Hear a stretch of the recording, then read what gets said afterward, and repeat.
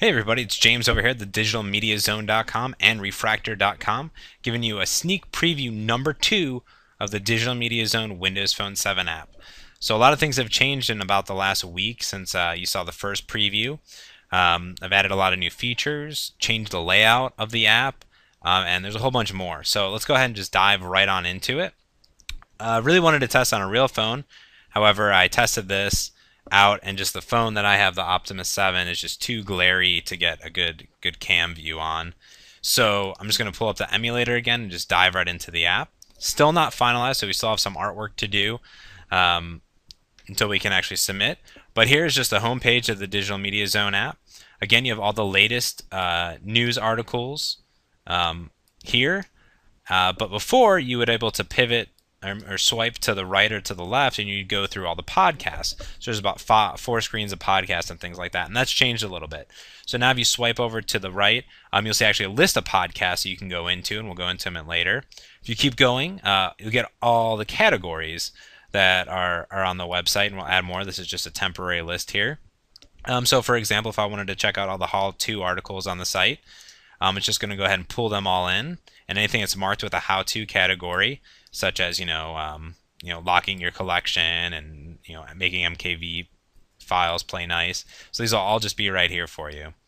So that's relatively nice, and you can always refresh on demand. So let's go back, and you see we also have some page transitions which aren't finalized yet, but they're getting in there.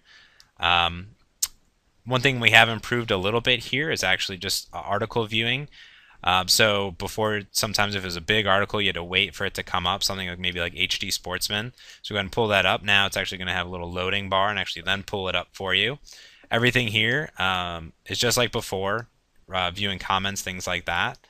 But now we've added a few features such as sharing the page, which will allow you to share the page via Gmail or Outlook or anything that you have that can share pages via email. So you can actually email a link article to somebody, or you can actually just open up an Internet Explorer. So if you want to dive out of the app and you just want to open this up for, I don't know, something else, you can actually open up the link directly in Internet Explorer now on the phone. You can still always read comments, as always. Now we actually have a little bit more ads on it, but we'll always have that. So let's go back again here, and let's dive into one of the podcasts. This is going to be very similar to what you saw before. So if we go ahead and go into Entertainment 2.0, it'll actually pull up all the podcasts for you, and you can go ahead and read the show notes, or you can actually go ahead and listen to the podcast. One thing here that it's going to ask you is if you want to run under the lock screen, so let's go ahead and do that. And just like before, you have the podcast playing right on the app. A few other things that we've added here is the controls have changed a little bit on the bottom. There's play, pause, stop, but now you actually have volume up, volume down, which is actually one of the requirements. You can always take this and actually jump out of the Digital Media Zone app and actually play the media in the Windows Phone 7 media player itself if you desire so. So let's go ahead and back here. Of course, you can always go to, say the movie podcast, pull up all those, and just like you saw, instead of being a pivot, now they're own page. But the nice thing here is that you have the ability to, of course, read more things in articles and do anything that you want to do there, which is kind of nice. You still have the ability, of course, if I was to jump into the movie podcast and just say read on this, of course, you do have the ability to say listen to podcast, as always, like you did before. So let's go ahead and go back here. And one thing that you can do now that we've sort of added here, in the settings, of course, you can just actually a settings page now to toggle being able to play under the lock screen. This is important, so you can actually play the podcast at any time, even if your phone locks or anything like that. And also what we've added down here in the Contact Us page, this is very similar to what we saw before here, being able to select any of the podcasts.